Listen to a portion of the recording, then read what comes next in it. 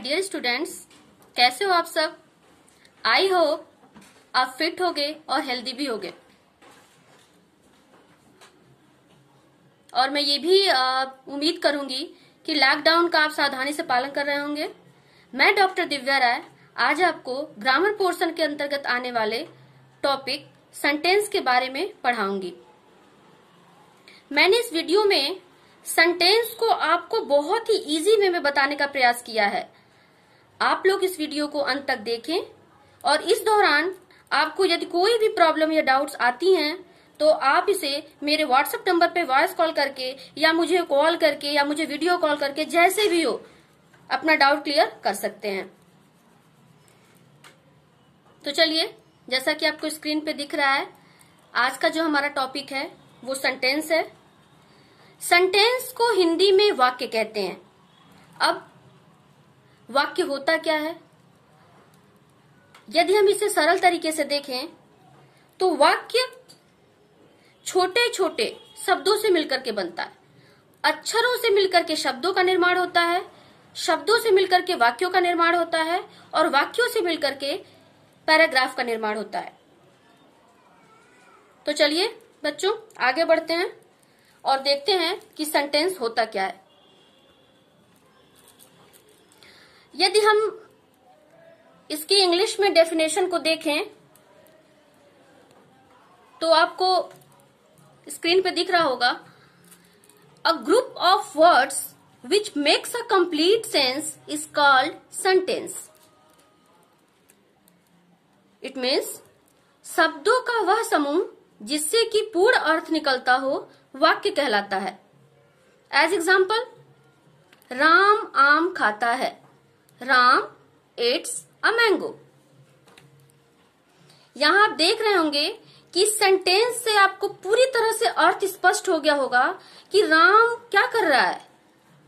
तो वाक्यों का यही पर्पज होता है कि वो आपको अपनी बातों को किसी भी भाषा में ले लीजिए, चाहे वो हिंदी में ले लीजिए, संस्कृत में ले लीजिए, इंग्लिश में ले लीजिए, सभी सब्जेक्ट्स में, सभी विषयों में, सभी आपके दैनिक जीवन में, हर जगह वाक्यों का बहुत महत्वपूर्ण रोल होता है। ये एक ऐसा माध्यम होता है जिसके द्वारा आप अपनी बातों को दूसरे तक स्पष्ट तरीके से पहुंचाते हो। तो चलिए, ये तो हो गया सेंटेंस कि सेंटेंस होता क्या है। इट मीन्स शब्दों का वह समूह जिससे कि पूर्ण अर्थ निकलता हो वाक्य कहलाता है। क्लियर? आगे चलते हैं। अब हम देखेंगे काइंड्स ऑफ सेंटेंसेस। सेंटेंस कितने प्रकार के होते हैं, वाक्यों के प्रकार। तो इसे हम वन बाय वन करके देखते हैं। पहला प्रकार होता है असर्टिव सेंटेंसेस,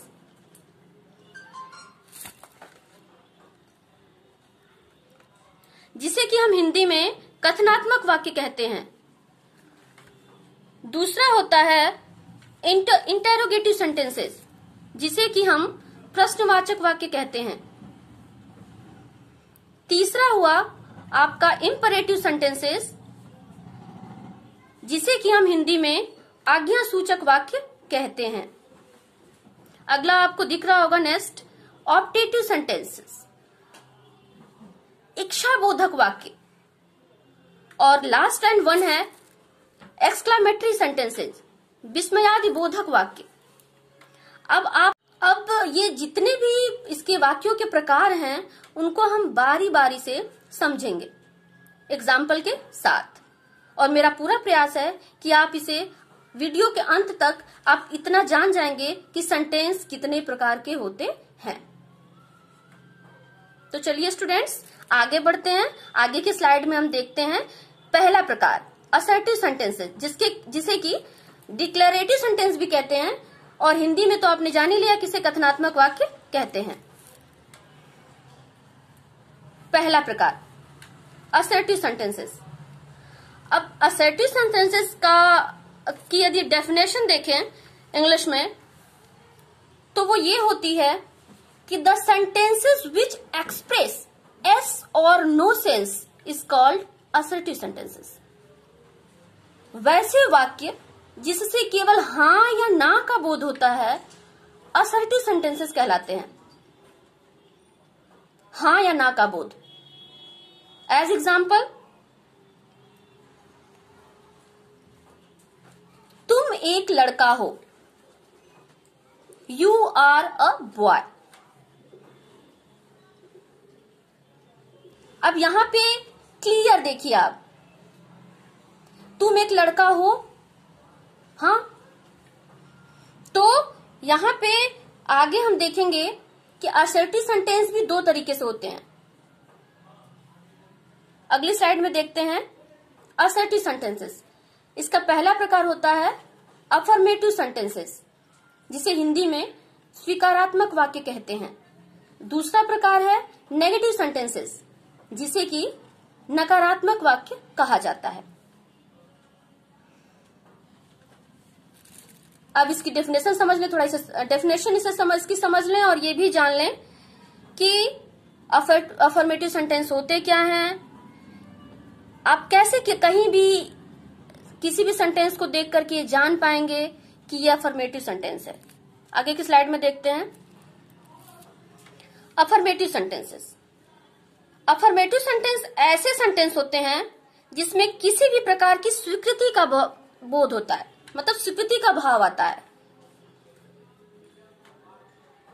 एज एग्जाम्पल आप देख सकते हैं, स्क्रीन पे आपको दिख भी रहा होगा कि तुम एक अच्छे लड़के हो।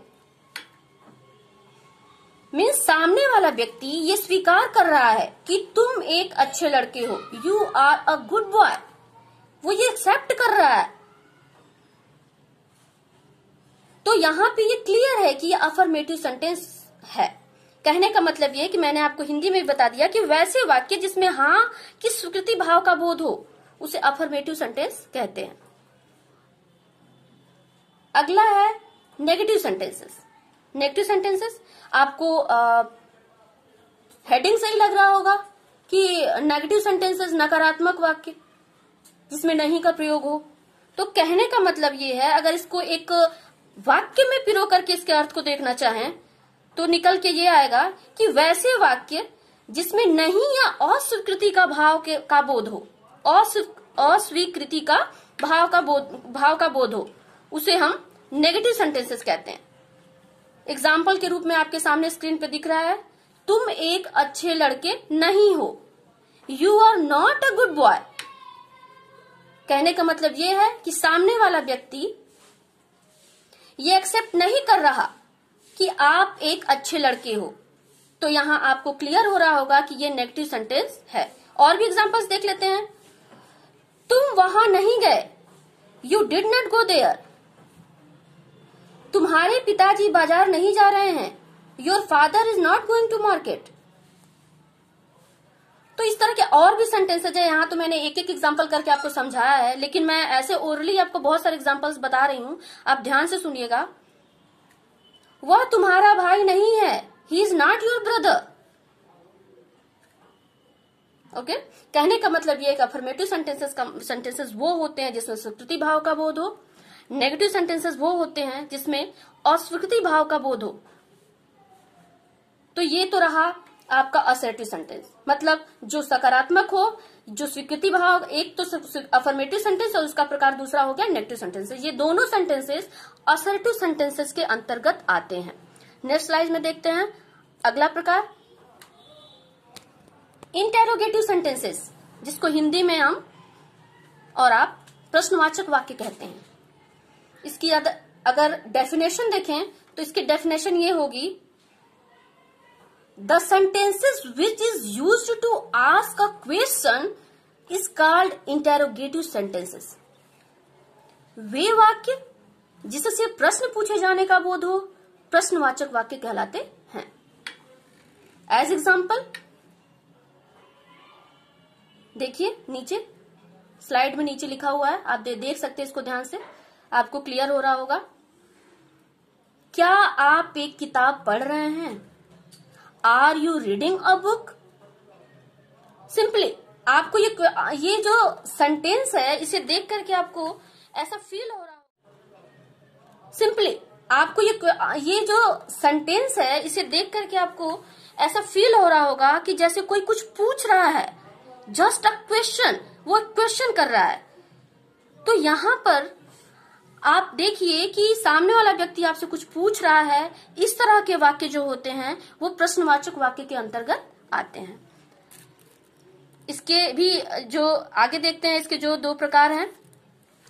इंटरोगेटिव सेंटेंसेस जो होते हैं वो 2 प्रकार के होते हैं।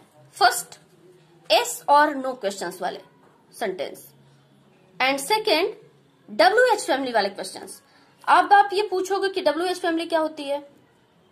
WH फैमिली जितने भी, जैसे कब, कहां, क्यों, कैसे, ये सारे जो वर्ड्स हैं, जितने भी प्रश्न सूचक शब्द होते हैं, वो सारे WH फैमिली के अंतर्गत आते हैं। मैं अदर वीडियो में इसको और क्लियर करने का, अगर आपको क्लियर नहीं है तो और क्लियर करने की कोशिश करूंगी, और वो सिर्फ अलग से एक वीडियो में बताऊंगी कि WH फैमिली होती क्या है। आगे देखते हैं, हम इसको एग्जाम्पल के थ्रू समझते हैं। पहला, यस और नो क्वेश्चंस। अब इसमें देखिए लिखा होगा, are you going to school.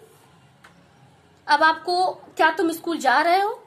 इसको देख करके आपको क्या लग रहा है? आप इसका आंसर कैसे कर सकते हो? Yes, I am going to school.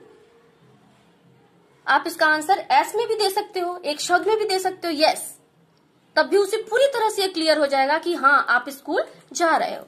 कहने का मतलब ये है कि इस तरह के सेंटेंसेस के आंसर एस और नो में ही कंप्लीट हो जाते हैं। अगर इस तरह के क्वेश्चंस आपको दिखते हैं तो आप उसको तुरंत क्लियर करिए अपने दिमाग में, तुरंत इस तरह का कोई डाउट नहीं आना चाहिए कि ये WH फैमिली के क्वेश्चन है या एस नो के क्वेश्चन है, क्योंकि आप एक बार जब क्वेश्चन सेंटेंस को देखोगे तो आपको तुरंत लगेगा कि इसका आंसर मैं एस और नो में दे सकता हूं। सो ये एस नो के क्वेश्चन है। Second, WH family questions. WH family questions, इसका एक एग्जांपल देखिए।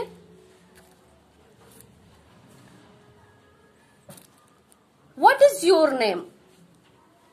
अब यहां पे आप एस नो तो नहीं कह सकते ना, एस नो से कुछ क्लियर होगा? नो, आपको यहां पे पूरा आंसर करना पड़ेगा। My name is mister Amit. यहां आपने पूरा आंसर आपको करना पड़ेगा, क्योंकि यहाँ WH है। WH की जगह पे वो पूछ रहे हैं कि व्हाट इज योर नेम, तुम्हारा क्या नाम है? तो my name is mister Amit. और भी एग्जांपल देख लेते हैं, जैसे सप्ताह में कितने दिन होते हैं? How many days are there in a week. How many days are there in a week. या अगर कोई आपसे पूछता है, ये आपको स्लाइड में नहीं दिखेगा, मैं आपको और अदर ओरली बता रही हूं कि अगर आपसे कोई पूछता है कि how many days are there in a week, तो आप यस नो करोगे? नहीं, आप सिंपली बोलोगे कि there are 7 days in a week. Clear?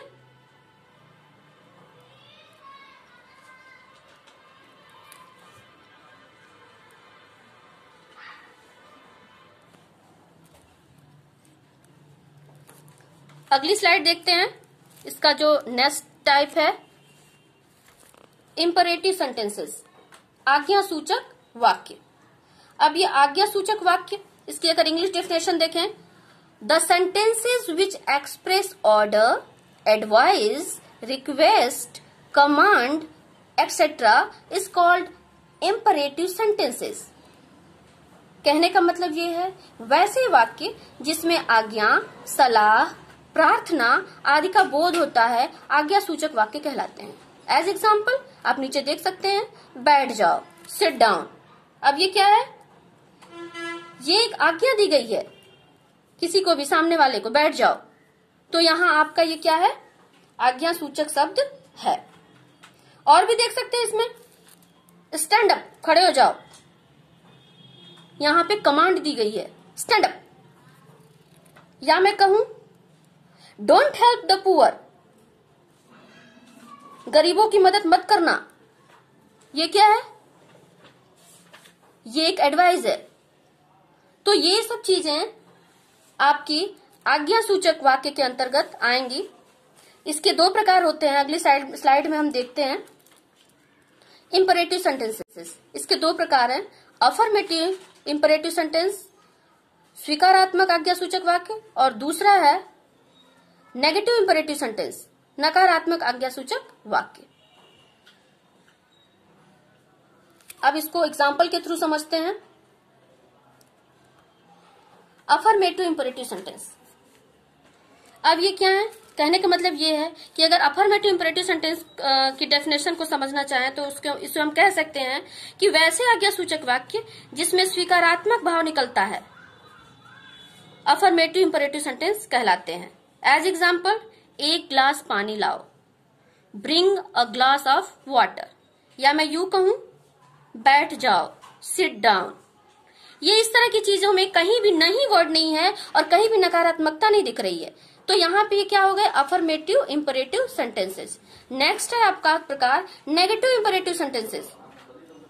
वैसे आज्ञा सूचक वाक्य जिसमें नकारात्मक भाव का बोध हो उसे नेगेटिव इंपेरेटिव सेंटेंस कहते हैं। जैसे मैं कहूं don't bring a glass of water, एक ग्लास पानी मत लाओ। यहाँ पे क्या हो गया, नकारात्मक आ गया, डोंट वर्ड आ गया। या मैं कहूं मत बैठना, डोंट सिट डाउन। या मैं कहूं खड़े मत होना, डोंट स्टैंड अप। ये सारे जो डोंट जिसमें भी आपको नकारात्मक दिखे, सेंटेंस जो नकारात्मक दिखे, और आज्ञा सलाह और जो भी चीज आपको मैंने प्रीवियस में बताई कि किसी भी तरह की प्रार्थना हो, किसी भी तरह की आज्ञा हो, इसमें आपको तुरंत से समझ में आ जाएगा कि नेगेटिव इंपेरेटिव सेंटेंस हैं। अगली स्लाइड में हम देखेंगे ऑप्टेटिव सेंटेंसेस। ऑप्टेटिव सेंटेंसेस क्या होते हैं? The sentences which express wish और desire is called optative sentences. ऐसे वाक्य जिससे इच्छा या भाव का बोध हो उसे हम इच्छा बोधक वाक्य कहते हैं। एज एग्जाम्पल, किसी की भी इच्छा का बोध हो। As example, may you live long, तुम बहुत दिनों तक जियो, चाहे दीर्घायु हो, इस तरह की चीजें। ओ माई गॉड, हे भगवान। तो आपको यहां लग रहा होगा कि कोई अपनी इच्छा जाहिर कर रहा है, कोई डिजायर जाहिर कर रहा है। जैसे may God save the king, भगवान राजा की रक्षा करें। तो इस तरह के जो वाक्य होते हैं, कहीं भी कोई इच्छा किसी की होती है, किसी की डिजायर होती है, तो वो सेंटेंसेस ऑप्टेटिव सेंटेंस के अंतर्गत आते हैं। इसको अब हम थोड़ा सा एक नोट के रूप में देख लें प्रीवियस वीडियो में।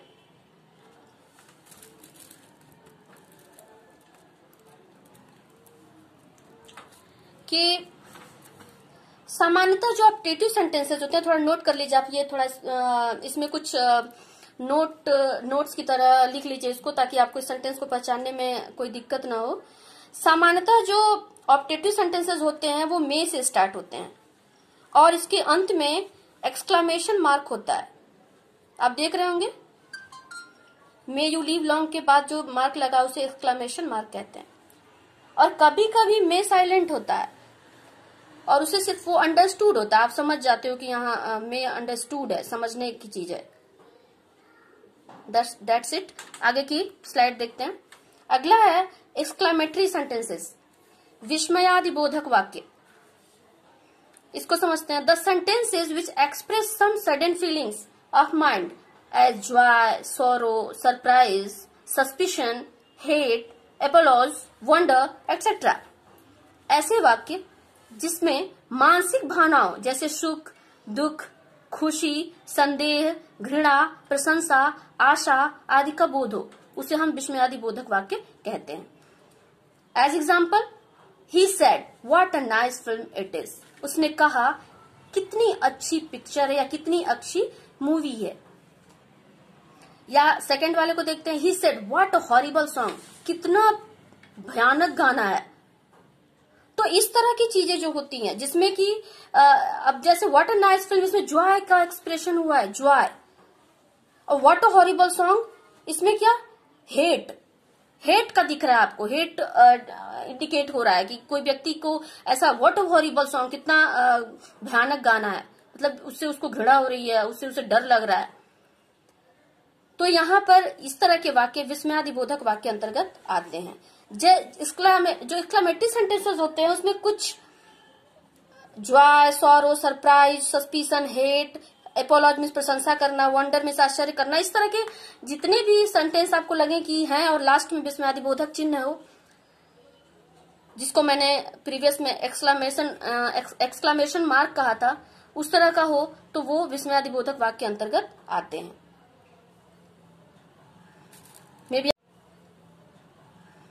मे भी आपको समझ में आ गया होगा।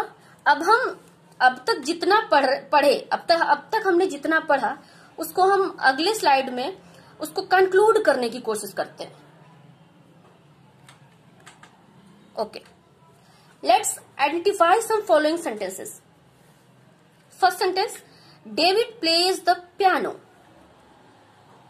डेविड पियानो बजा रहा है। अब ये इस तरह के सेंटेंसेस आपको देखते ही समझ में आ जाएगा कि असर्टिव सेंटेंस का अफर्मेटिव सेंटेंस है। क्लियर है, कहीं भी नॉट का यूज है नहीं, कोई एक्सक्लामेशन मार्क है नहीं, किसी तरह का ऑर्डर दिया नहीं गया है। फिर कौन सा सेंटेंस हो सकता है ये अफर्मेटिव का असर्टिव सेंटेंस हो सकता है। Next, I have no story book. मेरे पास कोई भी कहानी की किताब नहीं है। कहने का मतलब नहीं है और सिंपल है, कोई मार्क नहीं है, कोई क्वेश्चन मार्क नहीं है, कोई एक्सक्लेमेशन मार्क नहीं है। फिर एक कौन सा सेंटेंस हुआ? असर्टिव का negative sentence. Is it raining. अब आपको इस सेंटेंस को देखकर कैसा लग रहा है? क्या बारिश हो रही है? कहने का मतलब इसका आंसर कैसे करोगे? यस और नो, मे बी। तो यहां पर आप जो है इसे तुरंत बताओगे कि इंट्रोगेटिव सेंटेंस का एस और नो सेंटेंस, क्वेश्चन वाला सेंटेंस है। Where do you work? तुम कहाँ काम करते हो? कहने का मतलब यही WH फैमिली का है। आपको क्लियर हो रहा होगा, ये भी इंट्रोगेटिव सेंटेंस के अंतर्गत आने वाले WH फैमिली का सेंटेंस है। सिट डाउन हियर, यहां बैठ जाओ, just a command, just order में भी। तो ये आपका क्या हो जाएगा? ये आपका इंपेरेटिव सेंटेंस हो जाएगा। अब मैं कहूं oh could fly like a bird, अरे काश मैं एक चिड़िया की तरह उड़ सकती। तो यहां क्या? काश मैं, जस्ट अ डिजायर। तो सिंपली आप तुरंत बता दोगे कि ऑप्टेटिव सेंटेंस है, इच्छाबोधक वाक्य। And last, what an idea. What an idea, जैसे कोई भी बात आपसे कोई कहता है और उसे बहुत अच्छी लगती है आपको, कोई भी आप बहुत ज्यादा परेशान रहते हो, कोई आपको सोल्यूशन नहीं सूझता है और वहीं पे कह दे कोई अच्छा सा सोल्यूशन बता दे, तो आप कहते हो what an idea, express Joy, just Joy. Okay, तो आप वहां बहुत खुश हो, ऐसा बोल रहे हो। तो मे बी आपको ये वीडियो समझ में आई होगी। लास्ट में मैंने कुछ आपको आइडेंटिफाई करने के लिए एक लिस्ट भी दे दी थी सेंटेंसेस की, जिससे आपको क्या होगा, आप इस वीडियो को आपने देखा लास्ट तक, और जहां भी आपको डाउट आए वो मुझसे आप मेरे नंबर पे कॉल करके, मेरे व्हाट्सएप नंबर पे कॉल करके, वीडियो कॉल के माध्यम से आप मुझसे पूछ सकते हो। Okay, thank you, bye bye.